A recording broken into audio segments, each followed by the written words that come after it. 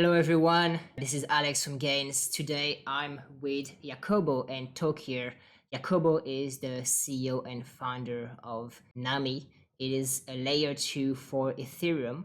Polygon is also one. So today we'll be talking about how they're different, similar in some ways, explore, understand maybe a bit more about how this all works. And Towqeer is also very passionate about all this, is an advisor for GAINS and also for Nahmii. Let's start by explaining a bit how you're different from Polygon, because this is the most known, right? Thank you for having me, Alex. Nahmii was built, we started work on Nahmii the very 1st of January 2018. The reason why we started building infrastructure to scale Ethereum was because our previous product in the company was serving 50 million users a day. So we started building Nahmii. Our approach towards the scaling is a lot more than just TPS, transactions per second. Our understanding is that it requires all the checkboxes, like for instance, the instant finality of transactions, no latency, and the predictability of fees.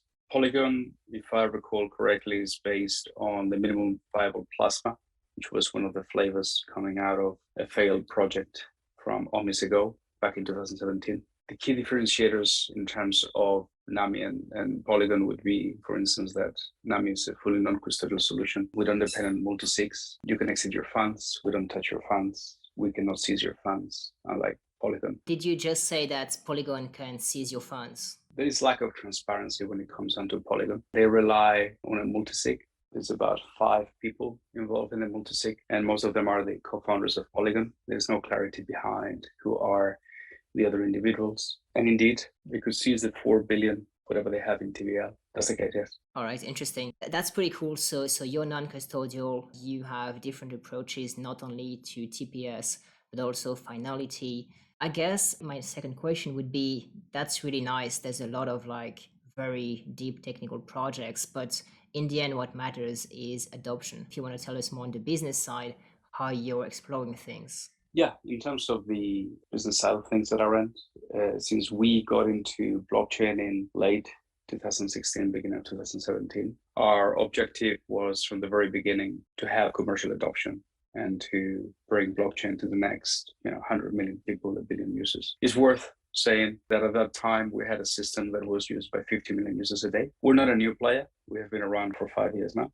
Our objective is to bring in well-known commercial use cases that can push for the adoption. You had 50 million users. Where are they now? How do you convert them really to being actual crypto users? So the company is 14 years old. We started building a content aggregator. It was a B2C product. The B2C side of things didn't really have a lot of success, but the B2B side had quite a bit of success. We had an engine which was pretty efficient. It got content from thousands of publications worldwide, did the aggregation and did some pretty smart processing of the data. And then third-party companies would use our engine, for instance, Mozilla, Telenor, Alcatel, Xiaomi, a few other ones. And they would get our data and they would serve data to their customers. So our engine was serving 50 million users a day. With that said, what we learned about the content industry was quite a bit. We were looking at that time for a mechanism to leverage our knowledge and find new ways to monetize content, especially with the use of micropayments. That is why we looked at blockchain. So we parked the content aggregation business. We went all in into building infrastructure. So we built one of the first layer 2s that ever existed. We were on mainnet back in October, November 2018. That was Nahmii 1.0, the first version. It only supported payments. And then last year, we deployed Nahmii 2.0, which is EVM compatible. Now, the adoption at our end is going slower than most of the other crypto projects, mostly because we are not exclusively targeting crypto projects. So we are targeting commercial adoption. Those processes take time, but right now it's starting to pay back. So do you have some real world partners at the moment? We do. We announced that we as a company, we're working closely with the Norwegian Central Bank, building their CBDC sandbox project. So what we have done in terms of our technology is we have borrowed some of the design patterns of what is called state channels. The state channels is a technology used for the Lightning Network. State channels work very well. And we have also borrowed some of the design patterns of rollups, like, for example, the pool security of Ethereum.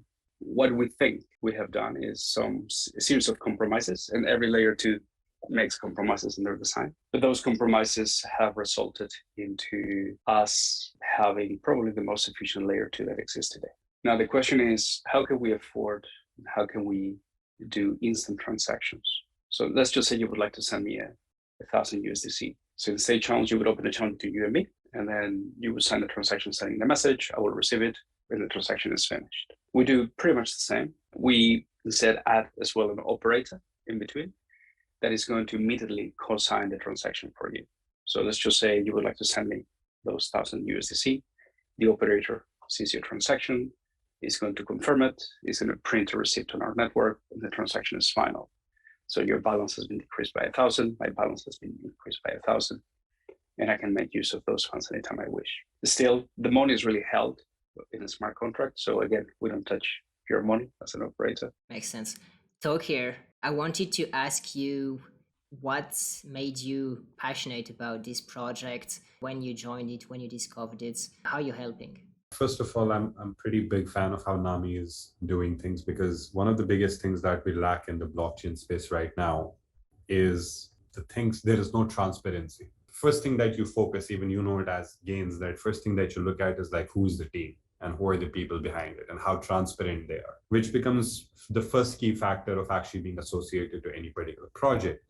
Now, understanding it's very important, especially for a longer run, to call spade a spade, right? And that was one of the first things that I noticed. And when we talk about people who are mainly focused on building products, the moment you understand what blockchain is, then you look at Nahmii at the same time parallelly, you'll understand that it is something that absolutely makes sense compared to what we see in the average blockchain projects and products that is not there, most of them. With Nahmii, I think certain things that I learned, and I agree with Jacobo at the same time, is that the TPS doesn't matter. If we look at the mass adoption of blockchain by financial institutions or any other bank or any central banks or whatsoever, the most important things are going to be these factors, which is predictable gas fee, which is going to be the throughput, your instant finality. The TPS, even if you do 10,000 transactions per second, but you do them efficiently, is exactly what's going to solve the problem. Let's say I go to a bank and I have to send you $1,000, right? And the bank tells me that if you come on the high traffic hours, we will charge you $10. But if you come at a lower traffic time, I'll charge you $1. That will make it impossible for banks to adapt blockchain or crypto in general, or any financial institutions or any trading, like, wire systems, payment wire systems, to adapt it. Now, if you have a predictable gas fee, that solves the issue on a larger scale. And as much as the demand adds, you can add the channels to it, you can add more and more servers to a protocol. And a lot of people try and make it pictured like the concept of decentralization is a distribution of it. It's not basically decentralization of actually being anonymous all the time. That is not what solves the key, but you have to be decentralized in your distribution mechanism. We basically understood those things, and we have more than business. It's more of an ideological standpoint and like-minded understanding of how things should actually function and what exactly is required right now in the blockchain space. That kind of brought us very close to Nahmii, and there are a lot of things that we're planning to work on together. One thing I love about Jacobo and his team is like, they don't make noise. They quietly do the work, they finish the project is ready, and then they put it out there. Use it, see it, experience it, then we will see that how the adoption is going to work. Cool. All the other big names, they have crazy ecosystem funds of 100 million one day, even a billion the next day. So do you have such a fund to bring on devs and products, and are you building products yourself? We, of course, don't have $1 billion like some other teams and projects claim to have. And I say claim to have because ultimately the devil is in the details, right?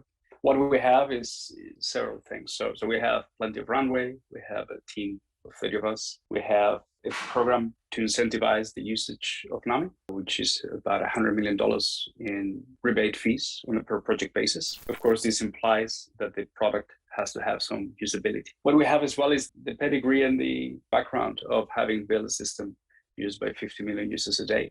We also have got plenty of relatively, I would say, pretty advanced discussions with other projects, with other companies to come and use Nahmii. And we also announced a couple of months ago an incubator internally called ScanDAO, which is designed to bootstrap ecosystem.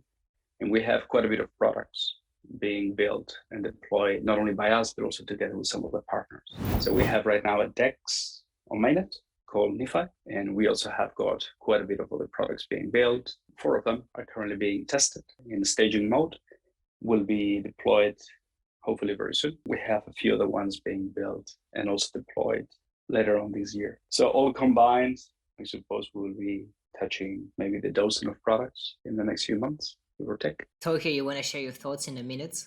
I think eventually on the mass adoption side, on a quick note, what we'll be mainly seeing is that the definition of bridging the gaps between the Web 2 and the Web 3. We will see a lot of adoption, whether it's on the financial side or the retail side.